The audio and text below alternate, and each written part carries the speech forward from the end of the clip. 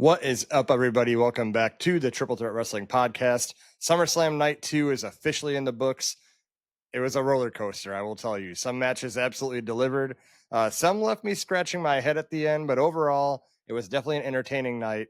We're going to break down everything match by match. If you want to drop in the comments, make sure you do that. I want to see what you thought of the event. Maybe we'll go back and forth, and maybe you'll agree with me, maybe you won't. But let's get right into it.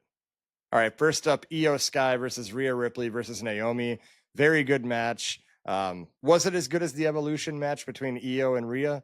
No. Or the WrestleMania Classic between Bianca, Rhea, and Io? It's still below that, but don't take it wrong what I'm saying. This one was a solid match. Io hitting that picture perfect moonsault to the outside, landing right on Rhea and Naomi. The near falls in the match were great. I didn't know who was going to win at one point. I had no idea.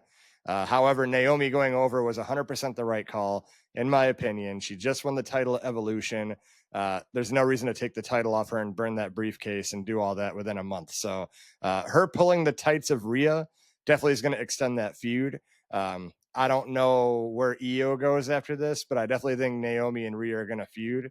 So we'll see where it goes. I mean, Naomi hopefully has a good title run, and whoever takes it from her, it becomes a good moment. Hopefully maybe at Mania, but I think Naomi needs to hold it for a good long while because this title has changed hands, a lot over the year. So, we'll see where it goes. Definitely a good match, though. I have no complaints about the match.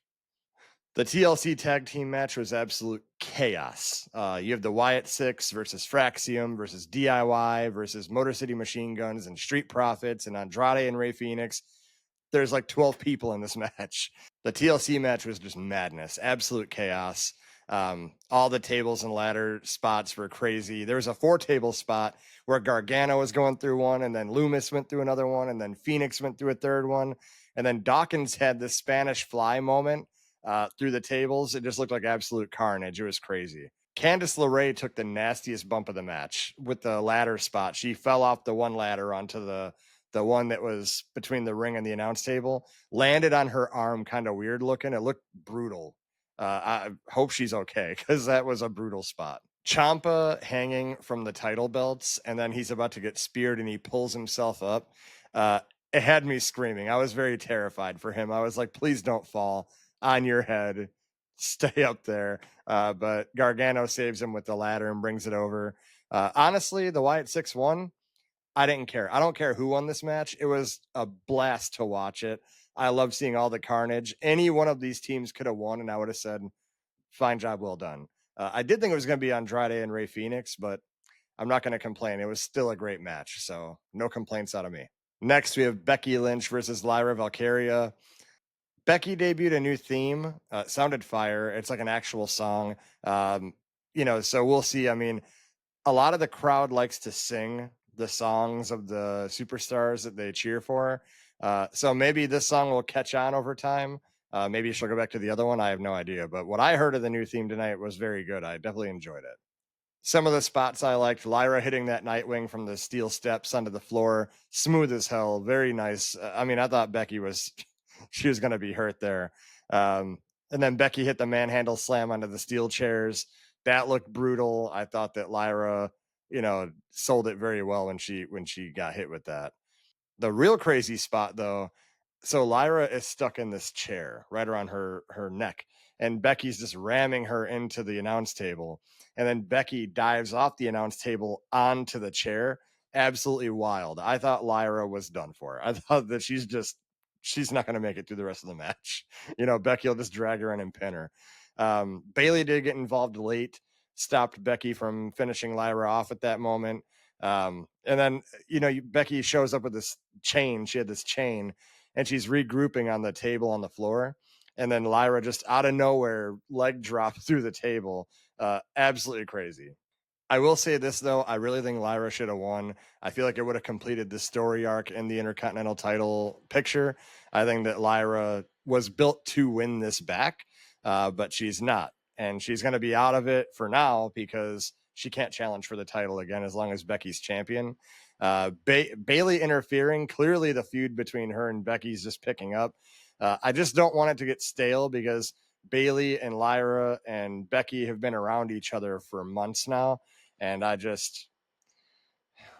don't want to get tired of it. I mean, there've been so many great matches with Becky and Lyra that I kind of want Becky to move away, but clearly with the Bailey interference, that's going to happen. So we'll see where they go. All right, Jacob Fatu versus Solo Sikoa in a steel cage match. Look, I got to be honest. It's not a bad match. It was okay, but cage matches themselves are falling off for me. Like, why do we still have interference in every single cage match? The whole point of it is to keep people out, and it feels like the booking is just how is another creative way to get more people in. So, I mean, I'm out of love with cage matches now. I really don't look forward to them when they get announced because I know it doesn't mean people are going to be out. You know, it's not for that anymore. The handcuff spot with Jacob, he's handcuffed to the top, and right before Solo gets to the door, Jacob breaks the handcuff. It looked weak to me. It didn't land the way it should have. The post-match moonsault off the cage looked cool visually. It maybe should have happened during the match on Solo, because just seeing JC, Mateo, and Tongaloa just standing there waiting to catch him, it just felt awkward. It's like, okay, they're clearly waiting for him. Still a cool spot though. Fatu doing that, he's a beast. You know, one of my favorites. I will say Fatu feels stuck in this bloodline drama loop. I'm ready for him to move on, even not to a main event title picture, but main event caliber people. If that's your future, I mean, he feels like he's going to be stuck in this bloodline feud for another year at this point. I mean, there's just too many people going after him, and the MFTs and all that. I should stop saying bloodline. It's the MFTs, but it's hard to break old habits, you know. We'll see where Jacob goes. I mean, is he going to keep going for the U.S. title? He can only have so many of those before it's got to either go back to him and then they end it. I don't know what they're going to do, but we will see. We will see. I hope the best from Fatu, and he doesn't get stuck in this for forever. AJ Styles versus Dominic Mysterio. First off, AJ pulled up in the lowrider. That was clean. Loved the Eddie Guerrero tributes during the whole thing.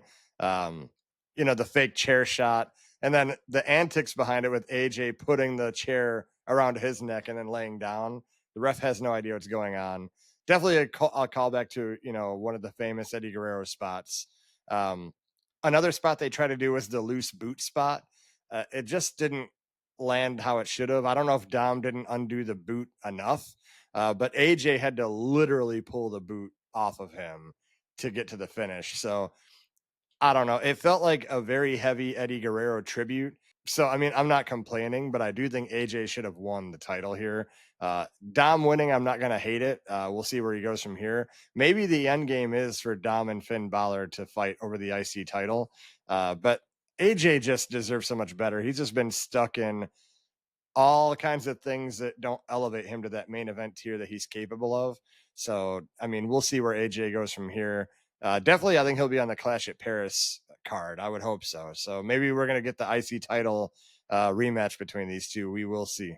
All right, the main event, John Cena versus Cody Rhodes.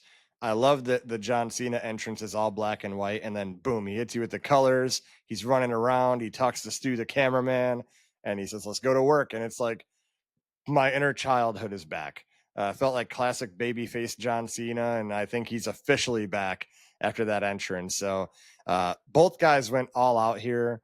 There were a lot of dope moments.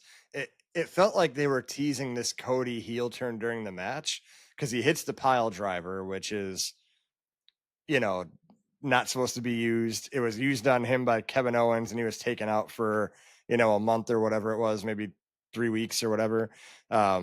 So doing that, and then like the rope buckle, hitting John with that a bunch of times, I was really hoping we get a Cody heel turn here, but no such luck. The visual of Cena and Cody coming up through the stage where Cena's holding him, say it's cheesy all you want. Most people might find that cheesy. I thought it was such a great shot, camera and visual wise. Just it looked menacing. Like Cena's like, yeah, I got him. Does the AA on the ramp and then carries him to the ring. That was awesome. It was like Super Cena all over again. I'm gonna say this. I'm all for, I get it. We're gonna see people kick out of finishers, all right? It's part of the culture now. It felt like they kicked out of like 10 finishers each, you know, and then there's a part where Cody hits the trifecta crossroads on Cena. Super Cena kicks out. Then Cena hits 3 attitude adjustments. One of them is the avalanche attitude adjustment. Cody kicks out. And I'm like, what's the finish going to be if you're just kicking out of literally every finisher? It became tiresome, but it didn't hurt the match for me. It was still entertaining. Like, I still love seeing that.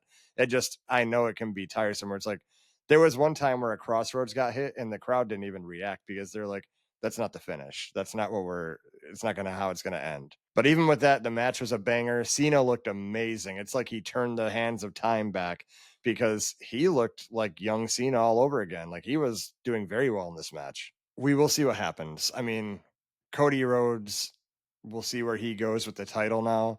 I think that it was too soon to put it back on him. I think that we should have kept it on Cena for a while, especially it's the retirement tour.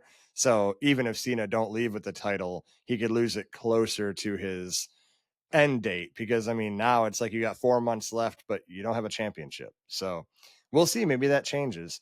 I don't know where Cody's going to go. We do know where Cena's going to go. Brock Lesnar showed up. Absolutely insane. I did not expect it. We all thought about it, and everyone said, oh, well, they changed Brock Lesnar's status to active on WWE.com. Yeah, but that could have been just a ploy to get people to watch, like, oh, maybe he'll show up. He did show up, though, so they did give it to us. Sign me up for another Cena and Brock feud. I'm all for that. It's like the best of Cena's retirement tour. Like, everyone from his past is coming. Like, what is it, like the ghosts of haunted past or whatever, the best hits of him. So definitely cool to see. I'm all for Cena versus Brock.